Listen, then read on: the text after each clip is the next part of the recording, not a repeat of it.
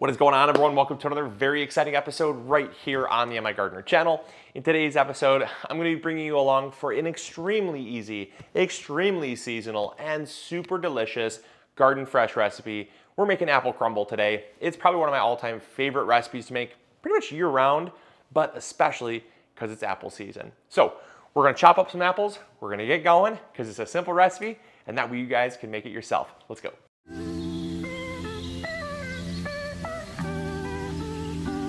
So the first thing you're going to want to grab are some apples. Now I prefer a tart apple over a sweet apple.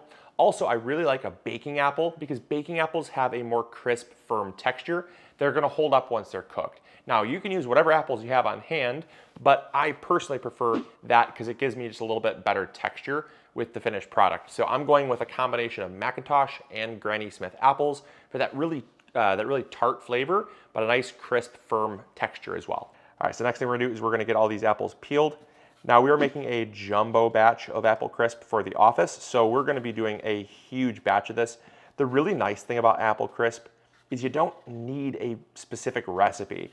At least in my experience, basically it can be scaled up or scaled down from as little as 1 apple all the way up to 20 apples. And so we're going with about 20 apples for this recipe just because we're gonna make an entire pan full. This whole pan is gonna be filled with apple crisp because we're feeding like 30 people. So we're making a ton of apple crisp for the office. So don't let the size of this recipe intimidate you. It's just scaled up a ton. So also the other thing I was gonna mention too is this is a Drunken apple crisp. There's some ingredients in here that you can omit if you want, but I'd highly recommend not doing it because it's just so good. Next thing we're gonna do is we're gonna core our apples and then we're gonna chunk up our apples. So basically you just wanna get your apples into chunks so that they cook evenly, just even, consistent little chunks there. We're gonna go from this empty pan to a nice full pan. Ready? I need your help. Usually that works. Let's try again. Wait, what's going on here? This isn't working out. Let's try a clap. There we go, there we go. It is a clap, not a snap.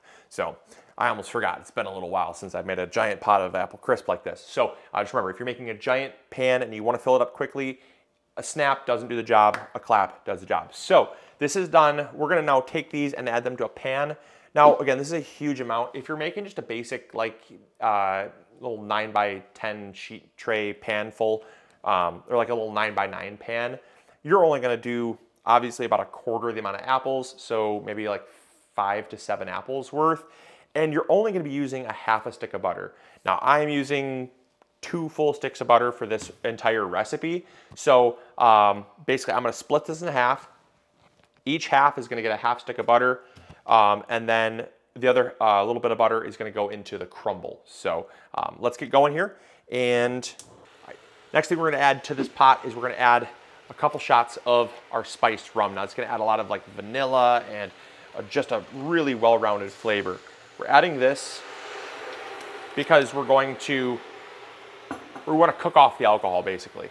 Next thing we're gonna add is this Schmalo brand bourbon. Now you can add any type of bourbon. I really like the bourbon because it adds an additional kind of a smoky campfire aroma to it. You get a lot of that kind of oak barrel bourboniness to it, and maybe a little, a little bit more just for good measure. So you get that about 2 shots of each, so 4 shots total in there, and that's gonna cook off, right? So all of that alcohol is gonna cook off. So if you're a dry family like we are, this is used for cooking. It's great, and it's gonna add such wonderful flavor because again, it's fall. We want that warm, campfire-y, apple cidery goodness that you're gonna get. So that's gonna simply cook down. And the final thing is we're gonna add our butter, and we're gonna add about a 1/2 stick. All right, to this we're gonna add about a tablespoon of ground nutmeg. If you're making just a single batch of this, you're gonna add about a 1/2 teaspoon. We're gonna add about a tablespoon of cloves. Again, a 1/2 teaspoon if you were making this in a regular batch. Ground cardamom, we're gonna add about a teaspoon. So it'd be about a pinch or so-ish if you're making a regular batch. Allspice, we're gonna add about a teaspoon. And again, this is for like a 4x batch. So divide all this by 4. And then cinnamon, we're gonna go with a good helping, about a tablespoon and a half of cinnamon. Then to it, we're gonna add about a cup of brown sugar. All right, now we're gonna add to this pot here about a tablespoon and a half of flour. Now the flour is gonna help to it's gonna help to thicken up that sauce, so it's more like an apple pie filling. This is just, my family's done this for years. I always have done it, and so this is not common to other recipes, but I'll tell you, it makes the sauce so thick and gooey and rich. You're gonna thank me later once you try it. Next, we're gonna add just a splash of vanilla extract. I like to add it after I do the initial cooking of the apples. Just that way you don't lose some of that flavor. And to that pan, I've added maybe like 2.5 tablespoons of vanilla extract. So next, we're gonna make our crumble. Okay, so now it's time to make the crumble. This is super simple. All we're gonna do is we're gonna have 1.5 cups of brown sugar, and to that, we're gonna add about 4 cups of oatmeal. Now, I did cheat a little bit. I had a few of these. These were on sale, and so I picked up a few of those. Those are maple brown sugar oatmeals, but any type of oatmeal is gonna work. But I got some just original plain old oats here. Again, for a normal recipe, you're gonna do 1 cup. I'm doing 4 because I'm insane. And then we're gonna add a pinch of salt. We're also gonna add 2 sticks of butter. Again, for a normal person, just a half stick. That's all you need, just a half stick. Now it should be softened so you can kind of incorporate it and fold it in. And then we're also gonna add 4 cups of flour.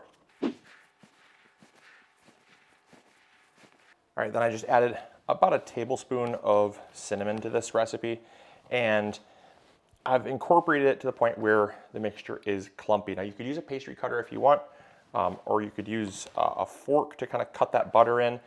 I just use my hands and I squeeze it, and then when it gets clumpy and it's all incorporated, we're good. Now I do have a cheat.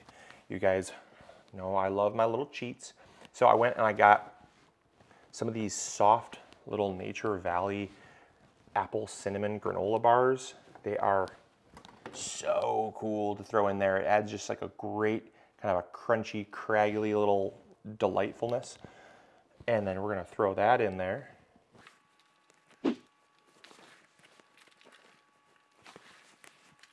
Now into the oven it goes for about 18-20 minutes or until golden brown. Check it out, look at that. Isn't that beautiful? We'll see in about 18 minutes. All right, it's been about 20-25 minutes, a little while longer because the pan was a lot bigger, but I'll tell you what, ooh, looks amazing, smells amazing. Oh my goodness. Holy cow, you guys. This is Drunken Apple Crumble, and you are gonna wanna make it. Oh my gosh, man, it smells so good. Oh, wow. So, I hope you guys enjoyed it. I hope you all try this. I can guarantee it's gonna taste amazing. It's just, this is gonna be piping hot for at least 20-30 minutes, and we wanna get this video up so you guys can try it. So, try this recipe. You'll thank me later, I guarantee you.